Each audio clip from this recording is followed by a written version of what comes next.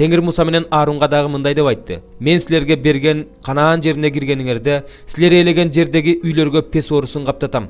Ошондо кимдин үйүн пес оорусу каптаса, ал ыйык кызмат кылуучуга барып, менин үйүмдө жара сыяктуу бир нерсе пайда болуп жатат деп айтсын. Ыйык кызмат кылуучу үйгө кирип жараны карап көрөрдөн мурун үйдөгү нерселердин баары таза эмес болуп калбас үчүн үйдү бошотууну буйруйт. Ошондон кийин гана ыйык кызмат кылуучу үйдү көрүүгө келет.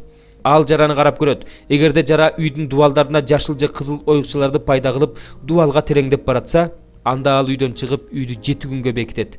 7-нчи күнү ыйык кызмат кылуучу кайра келип карап көрөт. Эгерде жара үйдүн дубалдарына жайылып баратса, анда ыйык кызмат кылуучу жарасы бар таштарды чыгарып алып, шаардын сыртындагы таза эмес жерге алып барып таштоого буйрук кылат. Ал эми үйдүн ички шыбагын бүт кырып чыгып, кырындыларды шаардын сыртындагы таза эмес жерге ташташат. Анан алынган таштардын ордуна башка таштарды коюп, башка шыбак жасап, үйдү кайрадан шыбап чыгышат. Эгерде таштарды чыгарып алып, үйдүн шыбагын кырып, таза эмес жерге таштагандан кийин да жара үйдө кайрадан пайда болуп жайыла баштаса, анда ыйык кызмат кылуучу келип карап көрөт. Эгерде жара жайылып кетсе, анда бул үйдүн жугуштуу пес оорусу. Ал үй таза эмес. Ал үйдү бузуп, таштарын, жыгачтарын, шыбактарын шаардын сыртындагы таза эмес жерге алып барып ташташ керек. Ким үй жабык турганда кирсе, ал кечке чейин таза эмес болот. Ким ал үйдө түнөсө, кийимдерин жуусун. Ким ал үйдө тамак жесе, кийимдерин жуусун.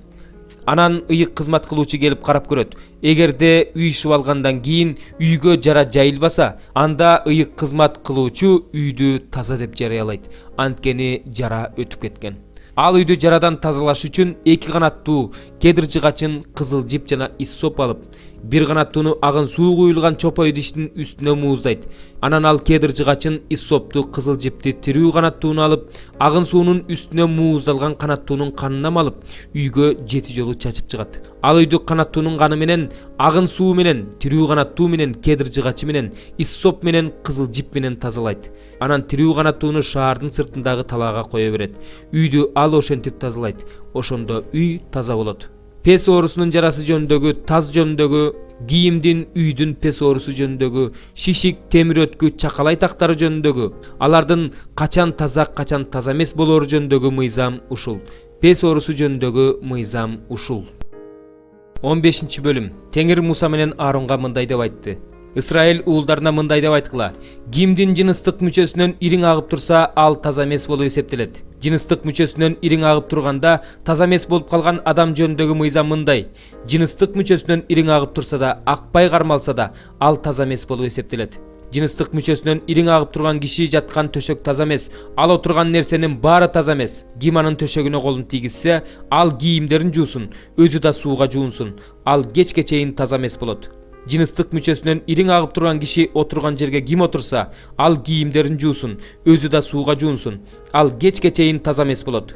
Жыныстык мүчөсүнөн ириң агып турган кишиге ким колун тийгизсе, ал кийимдерин жуусун, өзү да сууга жуунсун. Ал кечке чейин таза эмес болот. Эгерде жыныстык мүчөсүнөн ириң агып турган киши таза кишиге түкүрсө, анда ал кийимдерин жуусун, өзү да сууга жуунсун. Ал кечке чейин таза эмес болот.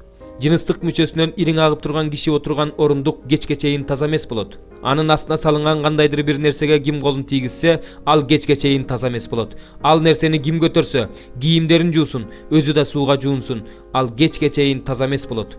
Жыныстык мүчөсүнөн ириң агып турган киши кимге колдорун жуубай тийгизсе, ал кийимдерин жуусун, өзү да сууга жуунсун.